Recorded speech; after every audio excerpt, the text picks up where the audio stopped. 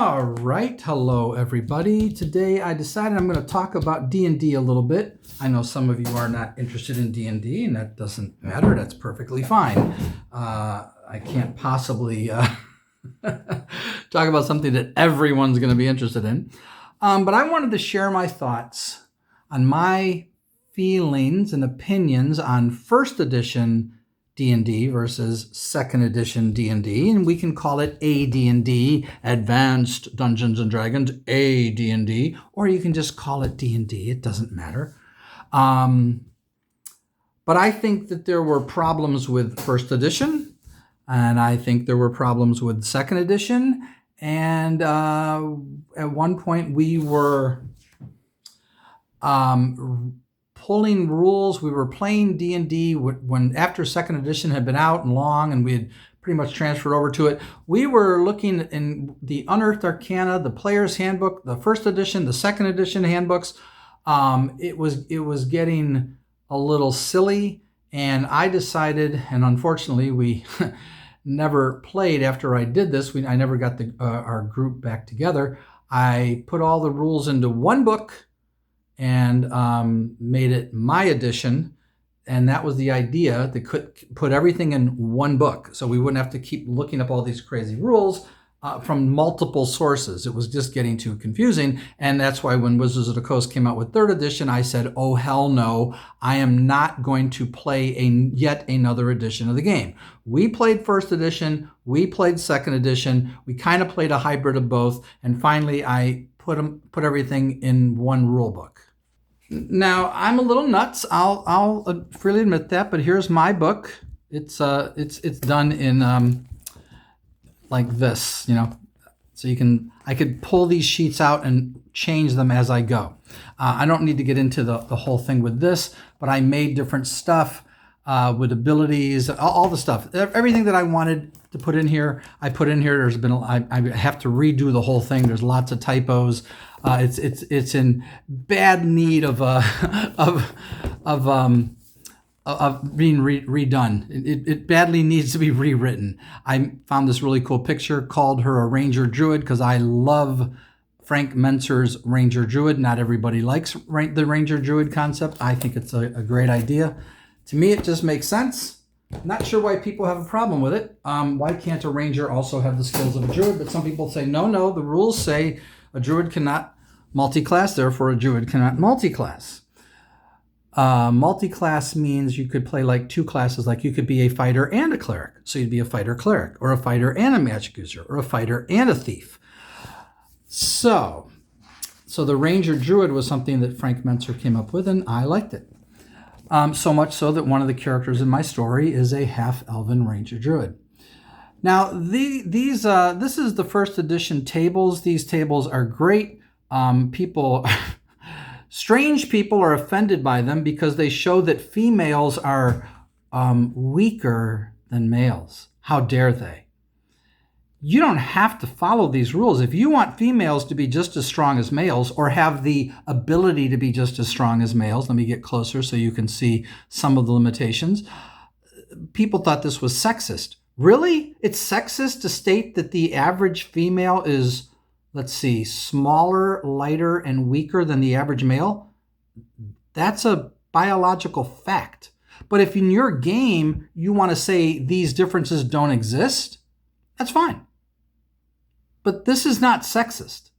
And if you think it is, you're wrong. If you don't like it, if you want females to be equal to males, it's your game, it's your fantasy world. There's no reason why females can't be equal in a fantasy world. You could make them stronger. Would that be sexist if the females were stronger? Would that be sexist? When Gary made the Drow, the dark elves, was that racist because they had dark skin and they were evil? Was that racist? The females were more powerful than the males. Was that sexist? Nobody went, oh, why are you doing that? That's so offensive. No, everybody's offended by everything today, and these people just make me sick. But this was the strength table. Notice that you needed a 17 strength to get a +1 to hit, and you had to have a 16 strength to get a +1 damage bonus. Notice that Let me show you something else. Let's go to dexterity. Dexterity. You needed a 15, is that right? Defensive adjustment. So your armor class adjustment, you needed a 15 to get a bonus, making it harder to hit. 14 gave you nothing. Zeros. Today's Wizards of the Coast, it's a joke. It's an absolute joke. This is what it used to be. This is how hard it was. Now, it's a little different with wisdom and intelligence, but I'll show you those as well, just so you can look at them and see what the differences are. And here's the intelligence table, and everything was tables in first edition. And you either love tables or you don't. I love tables. This is why I love first edition. I like second edition. I have no use for Wizards of the Coast D&D because they changed the whole game to a D20 system, which is their choice, their game, but there's no reason for it. This game was great the way it was. And to change it and fundamentally, they wanted to make it their game. But, they can kiss my ass as far as I'm concerned. This is D&D. Look at this. Bonus for hit point bonus, 15 Constitution. 0 all the way down until you get to 15. And 17 and 18 only get bigger bonuses if you're a fighter, paladin, ranger, things like that. So there's all these things, and then there's the last one is the charisma. I'll just show you that so you can look it over. But there are certain things about first edition that I felt were wrong, and I think second edition made some corrections, but I still don't really care for some things in second edition either. And I wanted to see if I can talk about this. Let me just see here. All right. In first edition, here are your starting hit dice. So the cleric had a D8, the cleric and druid. The fighter and paladin had a D10. The ranger had 2 D8. It says that right here. Begins with 2 8-sided dice. The magic user and the illusionist had a 4-sided die. The thief, D6. The assassin, D6. And the monk had 2 D4. I thought 2 D4 was fine. But this D6, D8, D10 is silly. And the second edition didn't change it. I'm amazed they didn't change this. Now, they changed the ranger. They just made him a D10. I don't see the point of that. But they just changed it to a D10. But the problem with these starting hit die should be blatantly obvious to anyone. If you roll a 1, you got 1 hit point, and that's insane. Why would these guys played this game over and over? By the time this book was put out, these people had play tested this game many, many, many times. You're telling me that they played characters with 1 or 2 hit points? I mean, if you want the challenge, sure, but nobody wants their character to start the game with 1 or 2 or even 3 hit points. Nobody wants that. It's insane. If your fighter has 1 hit point and your magic user should get 6, that's the most a magic user can have is 6, because you get the Constitution bonus, so they could have 6. The fighter could have a 14 con, and the magic user could have a 16 con, the 14 con for the fighter with 1 hit point, because he rolled a 1, or the paladin. The ranger could have a 14 con and have 2 hit points. The magic user could roll a 4 and have +2. He could have 6 hit points, more than all the fighting types. That's silly. It doesn't make any sense. And the obvious solution to this, which I don't understand why it must have been brought up somewhere, is minimum hit points. Look at the range of this. Let's just look at the ranger for a moment. 2d8.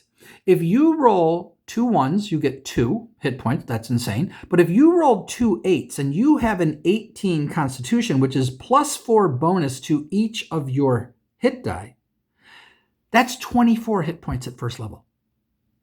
So the range of hit points that a ranger could begin with was 2 to 24. 2 8-sideds, you rolled 8, 8, that's 16, and you get +4 hit points for each die.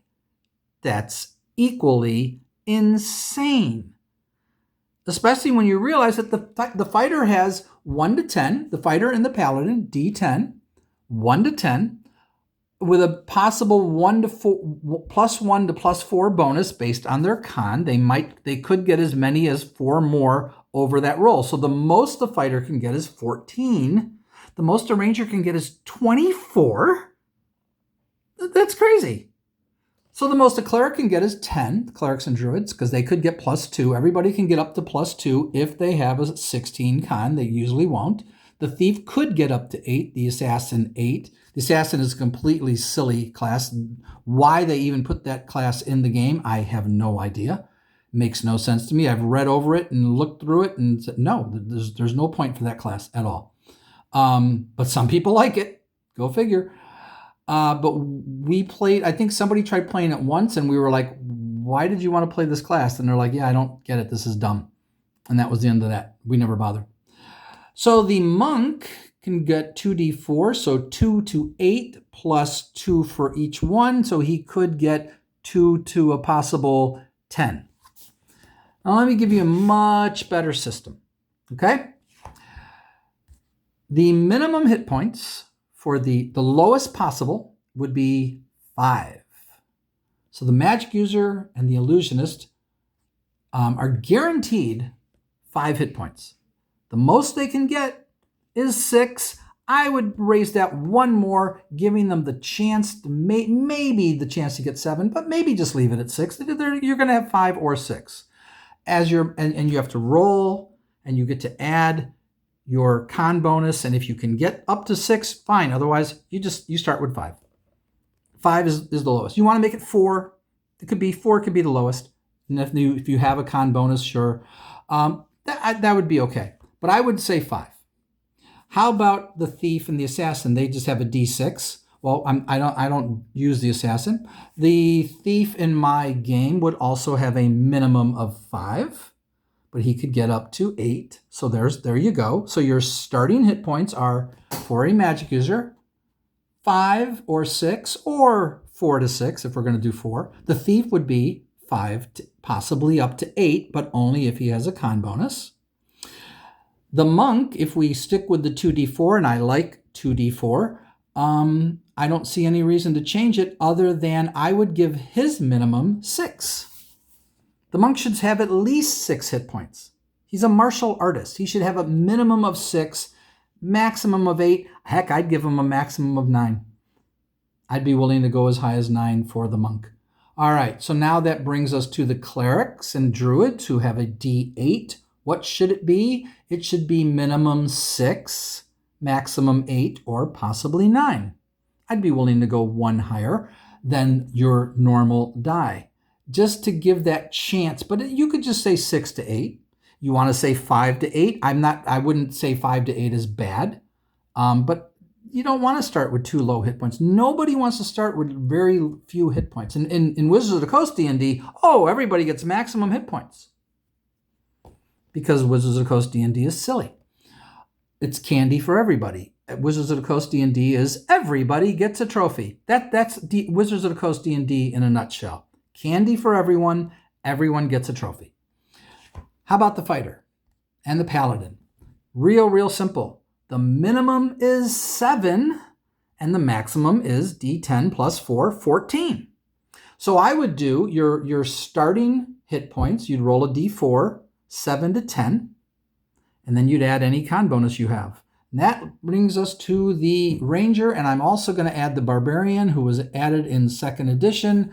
Castles and Crusades Player's Handbook. This is the handbook that I have of this system. Let me see if I can bring it out a little bit so you can see the whole thing.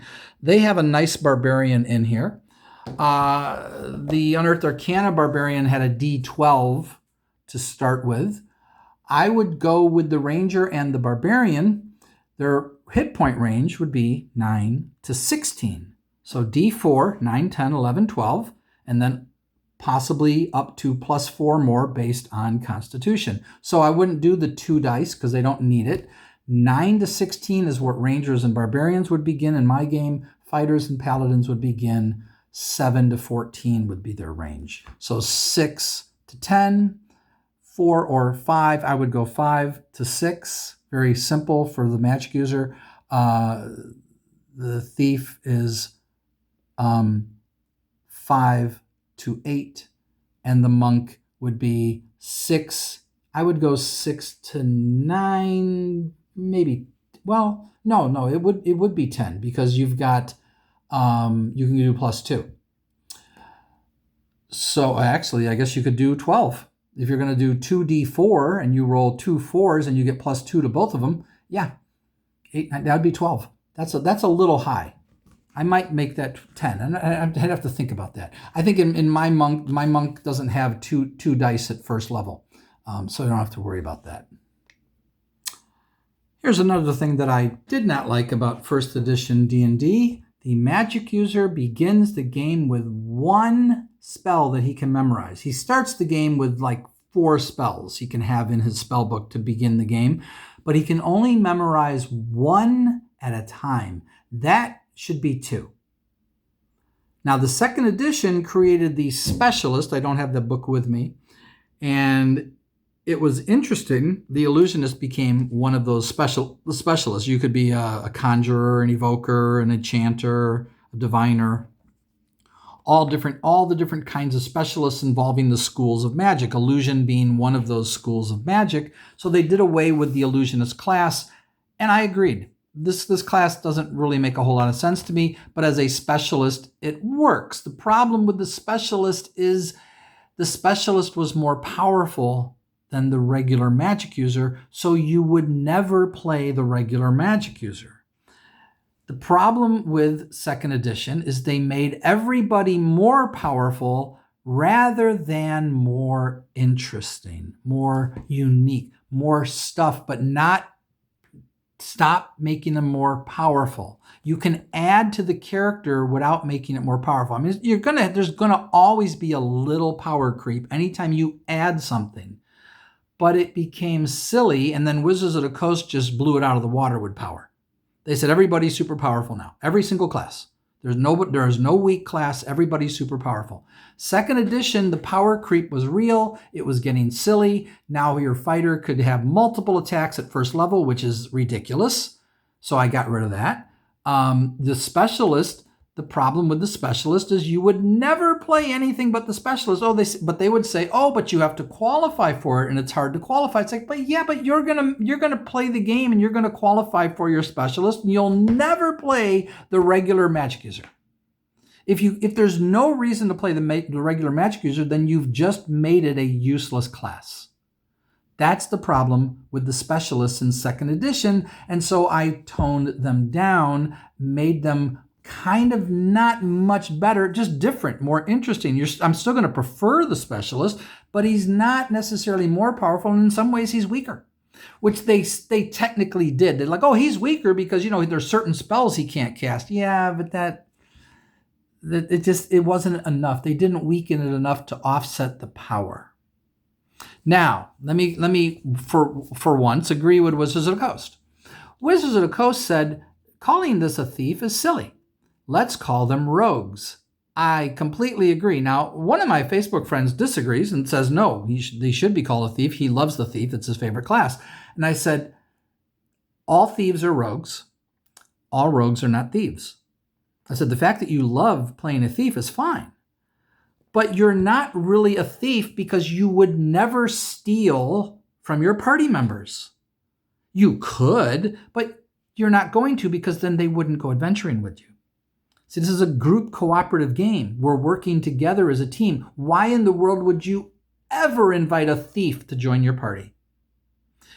They call it a thief because one of the abilities of a thief, and here's a picture of them. See how these thieves are? They're just, this is what they do. No, this is not what they do. They can do this.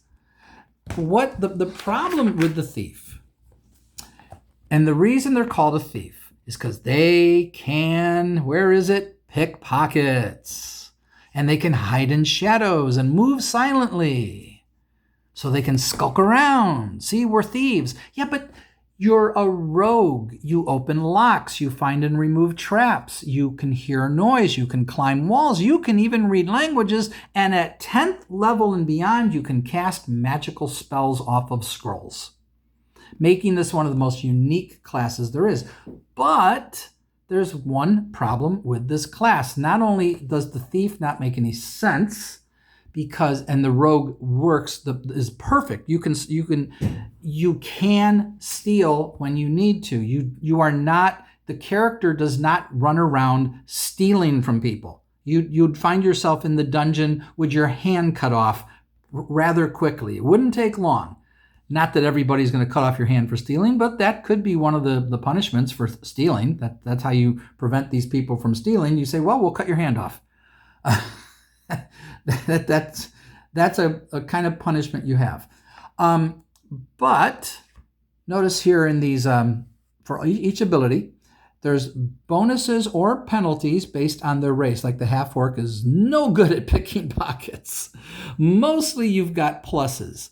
The halfling is no good at climbing walls, minus 15%. The gnome minus 15%, the dwarf minus 10%. So they're no good at climbing walls. These half-orc, halfling, and dwarf, let me go back, the top one and the bottom two are not very good at reading languages either. But,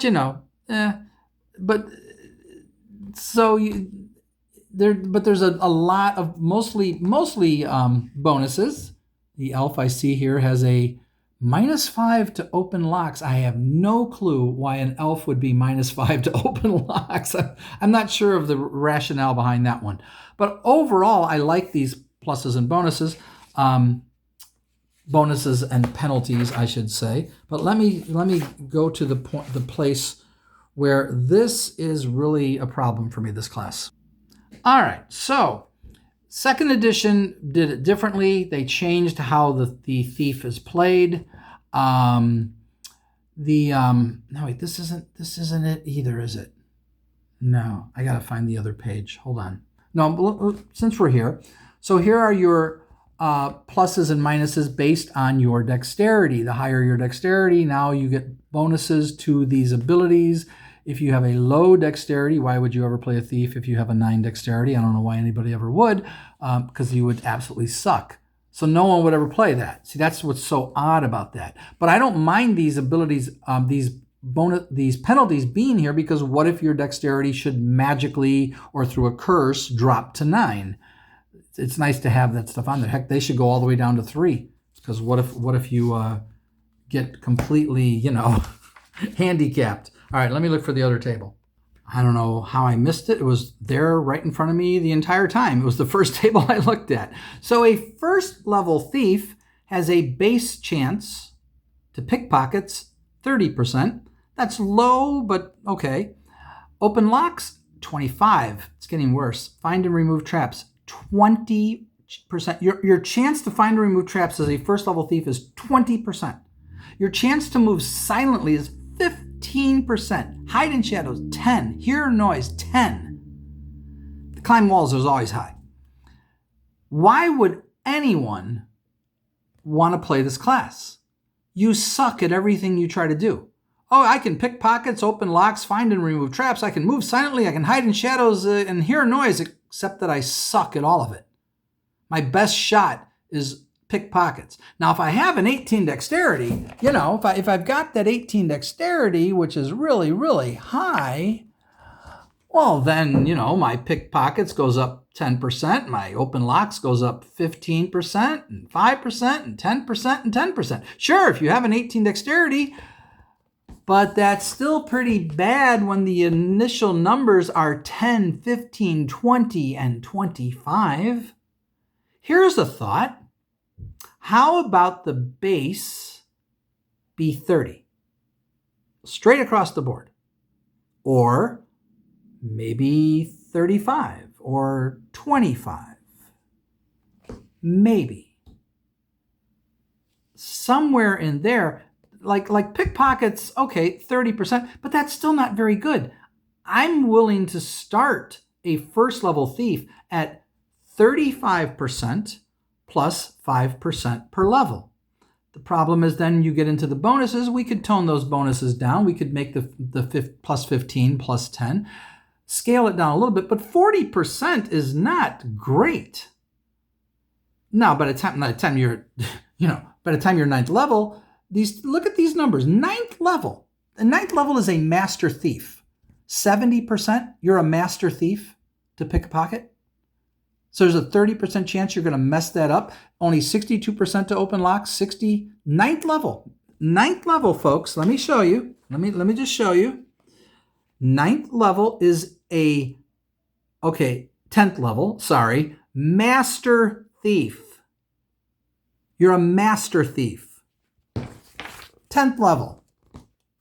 All right, so we're up to 80. That's better. 67, 65, 78. A master thief moves silently, only 78% chance. And hides in shadows, only 63%. And only has a 30% chance to hear noise. A master thief. That's ridiculous. It's absurd. With my system at 35% plus 5 per level, and you'd be a master thief at 9th level in my game, because 9 is the ultimate achievement in my game. That's 45% plus 35% to start. That's 80%. Now, we can make these numbers variable. You can add certain ones that you would prefer to go up, and then by lowering other ones, you could like increase something 5% by lowering something 5% to make it uniquely your character. That's what second edition did. The problem with second edition is they lowered the numbers even worse than this. Because they went, well, you get to make it the way you want to. You can mix and match and you can change. And overall, when a guy did that and he kind of averaged them all out, they were worse than the first edition thief. He said, this sucks. I said, yeah, because the idea is that you're going to only be skilled like in opening locks and finding remove traps, like you'd want those two, and then you just wouldn't be good at the other stuff. Well, that's dumb. That's just dumb. So the second edition thief really wasn't much better. So in my opinion, let me get to the page. All right, so let's look at all the characters here. In my opinion, the first edition cleric and druid is fine, except for the hit points. The hit points are silly. They get bonuses to the cleric spells based on their wisdom bonus, so they can begin with 3 spells. I forget the druid. The druid starts with 2, and I don't remember if the druid gets wisdom bonus spells or not. But the cleric and the druid for first edition was fine, except for the hit points. That's my only issue. Second edition, I think it was fine. Not bad. And I liked some of the specialty stuff. I liked some of the non-weapon proficiencies, especially allowing clerics and druids to get into healing and herbalism skills, offering them little things that they could do with poison and stuff, or helping to bind wounds a little better. Little things like that, to me, added to the game. The non-weapon proficiencies were an interesting aspect. Some have argued there's no reason for them, and there is a valid point there, but I think there was a good reason for some of them, and some of them were just fun. Overall, I liked the non-weapon proficiencies that second edition added, because it just made the characters more interesting, not necessarily more powerful. So the fighter is fine. The problem with the first edition fighter is when he'd go up levels, he'd just get more hit points. And sometimes his saving throws would get better, and he got nothing else. The paladin always got something. His lay on hands got better. Something usually got better for the paladin. Eventually they'd get spells that they could cast. Same with rangers at high levels. But the ranger got ranger bonuses that improved as the ranger went up levels, like their damage to certain monsters. So the ranger and the paladin got more things, and the fighter didn't get anything. So I gave everyone a system of skill points that everybody can use except the magic user, and the fighter was the best with my skill points. Now I can show you my skill point. My skill points needs probably to be gone through and looked at. I've never really been able to play test it, so I can't say for certain if it's any good or if I overdid it. But what I did was I simply created a list of abilities that anyone can get, not just fighters, and you have to spend points to get them, and then they do something. So your attack and defense skill, flee, fleeing shot, dodge, disarm, knockdown. Weapon specialization, that is a rule that existed in first edition. Second edition made it too powerful. Combat dominance, I got that from Castles and Crusades. A surprise thing that I came up with: combat mastery, more weapon specialization, 3 attacks per 2 rounds, increased damage with a weapon, double damage, 2 attacks per round, attack and defense skill. Cleave, that came from, I forget where Cleave came from. Did that come from Wizards of the Coast D&D? I don't mind Cleave. I think they did it way too powerful. For me, you can't get it until 8th level, and you have to use 8 skill points to get it. So it's a very hard thing you're going to have to really save up for. And you can even get a killing blow.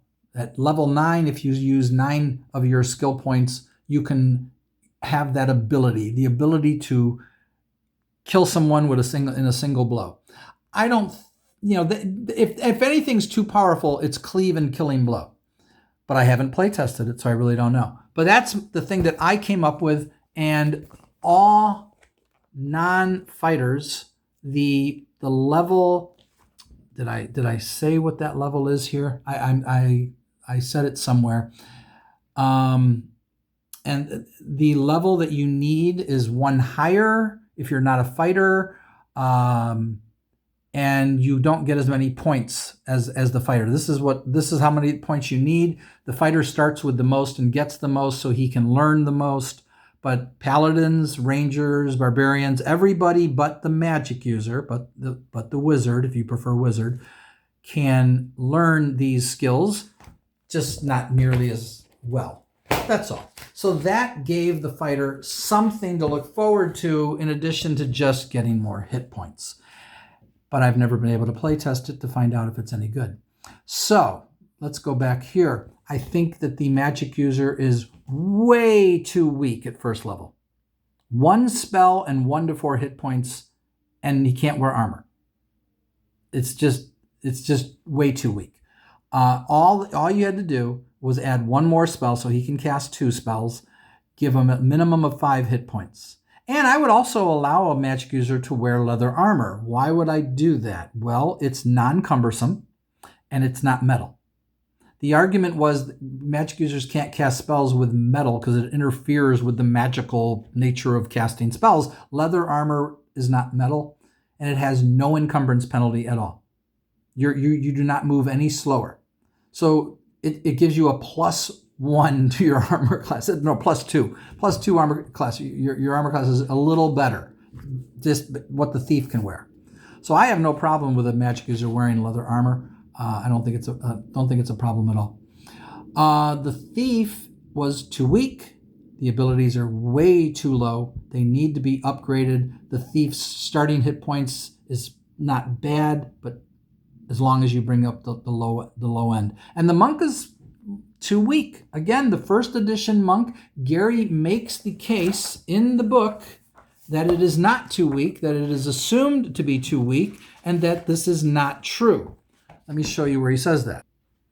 A brief study of character classes, tables 1 and 2, will reveal that the monk appears to be quite weak, even considering that at the topmost level, a monk can have 18, albeit 4-sided dice, 18 4-sided dice, that is quite something, and hit dice, an average of 45 hit points without constitution score additions, if any, and has a good selection of weapons to choose from.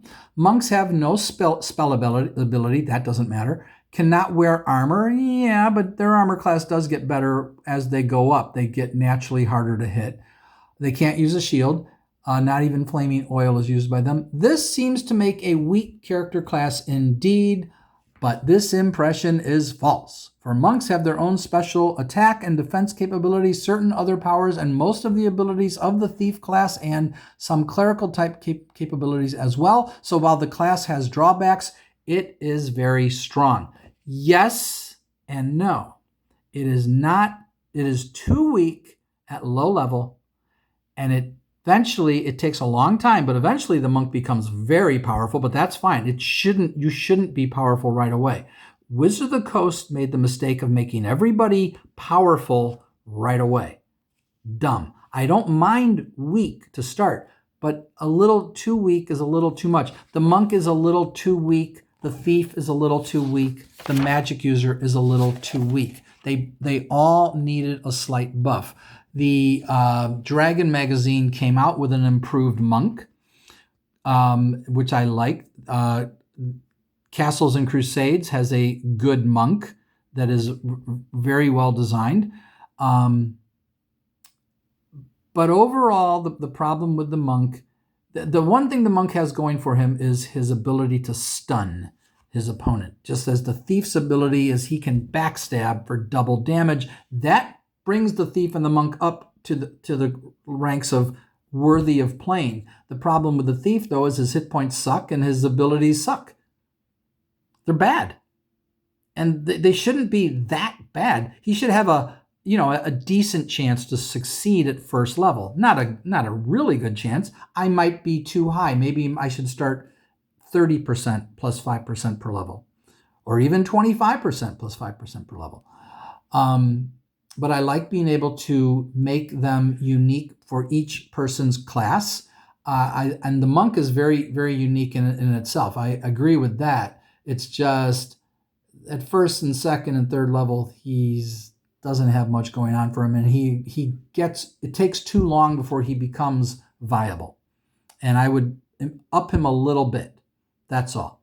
So while I'm against making these characters too powerful, which is what second edition did, but in some ways they didn't, I am for improving the power levels of the weak characters, making them better.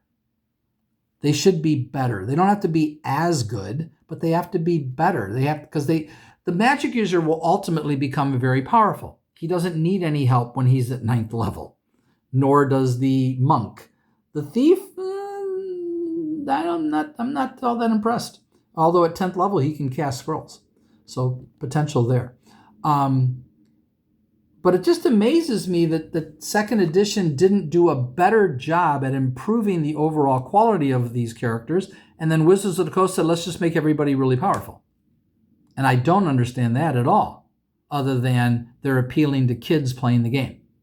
That's what I think is why they did what they did. So these are my thoughts about first edition versus second edition. If you think I'm an idiot and would like to challenge me, feel free to call me out on anything. I'll gladly have a discussion with you and we can talk. I certainly could be wrong about any of my opinions on these characters. I don't think I am. But if you can make a case for the assassin being a perfectly viable character for first edition D&D, please make that case. If you can make a case that the thief's starting ability scores, those 10% chance and 15% chance, that's perfectly fine, if you think that makes sense, please make the case. I'd love to hear why that is. I don't mind the character being weak in one sense, but there's the thief. The only thing the thief has going for him is his ability to backstab. He's got nothing else. The only thing the monk has at first level going for them, well, they have a little bit better hit points, but their ability to stun. Outside of that, the monk, I mean, look at this. Let me just call this up. The monk does 1 to 3 points of damage when they attack, and their armor class is 10, so they get no dex bonuses. Why would the monk not get dex bonuses? That doesn't make any sense. You could argue, well, they don't because they get it down here. Sure, you could slowly dissipate it, but here they don't get a dex bonus? You get an 18 dexterity. Your monk has 18 dexterity and you have to fight with an armor class 10. That makes no sense at all. By the time you're down here, well, sure, then you could argue you could slowly get rid of that bonus because you're getting it as you go up levels. The armor class gets better and better. So you could slowly take away the dexterity bonus because it's effectively in here. But it makes no sense up here. 10, 9, 8. That's not, you're third level and now your armor class is 8. That's terrible. That's awful. Oh, and your third level, you're doing 1d6 points per damage. Oh, and you have one special ability. And your movement is up to 17. This is just bad. You're doing one attack per round. You're too far behind the rest of the party. The clerics are now casting second level spells. The magic users second level spells. The fighters are all got lots of hit points. They're doing just fine. It's the thief and the monk are lacking. And the magic user is lacking really bad in hit points. He could have like 4 hit points at 3rd level, 5, 6 even, and it's just not very good. So he is in danger too because he can't wear armor. And these guys are the ones that died all the time because they had low hit points and poor armor class. So they got hit all the time. So you got to improve this a little bit, and I did. And unfortunately, I'm not playing D&D with anyone right now because it's just too hard to get people together to play. And boy, that frustrates me to no end. But maybe one day I'll play again. But I'm so rusty at this game. When I tried to play, I couldn't remember how to keep track of anything as a dungeon master. It was just terrible. It was so hard to remember things. My brain was like scrambled as I'm trying to keep track of all this stuff. But the monk eventually, my goodness, look what he does at the higher levels. Look at the damage. Look at the number of attacks per round, and look at this wild damage. The monk becomes a killing machine, and his movement is crazy. He's moving 2 times, 3, almost sometimes. Well, he moves twice as fast as a normal human at 10th level. He's twice as fast. He's a blaze. His armor class is 3, which is fine, but I'd still give him the dex bonus probably. I don't think I'd take it away. Maybe a little, maybe 1 or 2 points here or there. I don't really know. But the damage he's doing, even at 10th level, it's 3 to 13. I mean, that's a good amount of damage, and he's getting 2 attacks per round. He's got all these abilities. That's the thing that makes the monk so great, is all these abilities that he slowly picks up, which are all described right here and on the next page. This is what made the monk such an interesting character class. And for you Wizards of the Coast, players out there, this is the experience point table for the monk.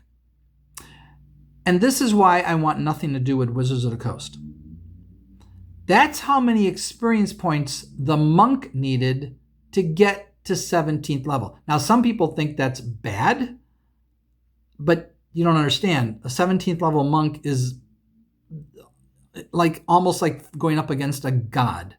Now, maybe you could argue that's too high. Okay, you want to lower that a little bit, maybe. But Wizards of the Coast made a shambles of the experience point table. Look at how hard it is to get to 9th level.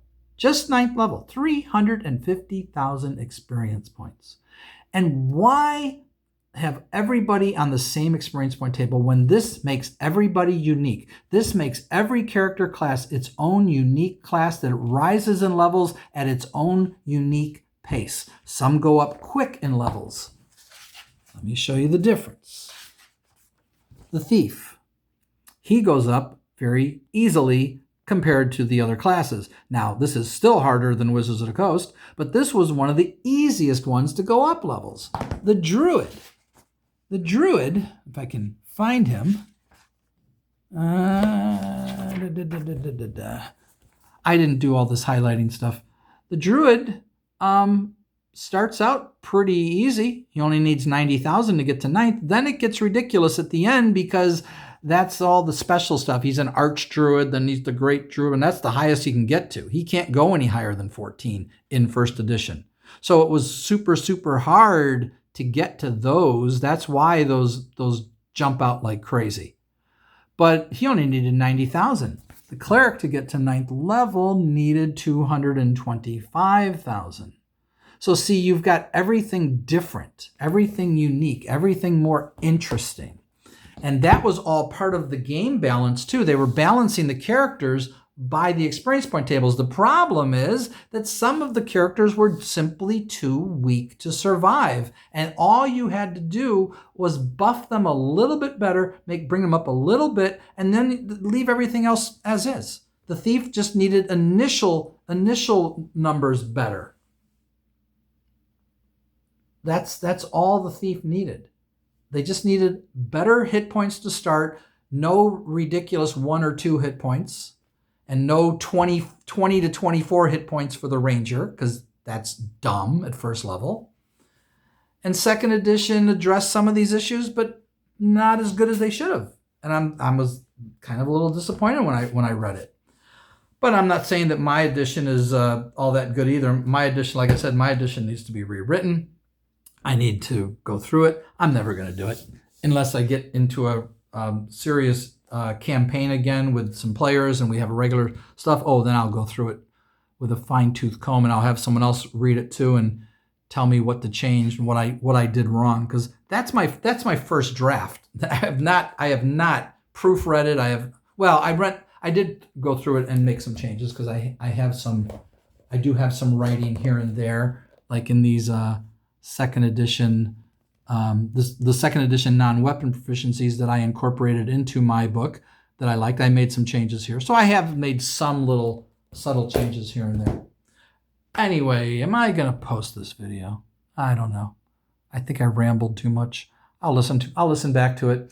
If I didn't ramble too much and I enjoyed listening to it, I'll share it with all of you, and then you can tell me what you think about first edition Advanced Dungeons & Dragons versus second edition. There's a wide variety of opinion on which one was better. I think both were better in some ways and worse in others. And my edition is perfect. No, I'm just kidding. Talk to you later. Bye-bye.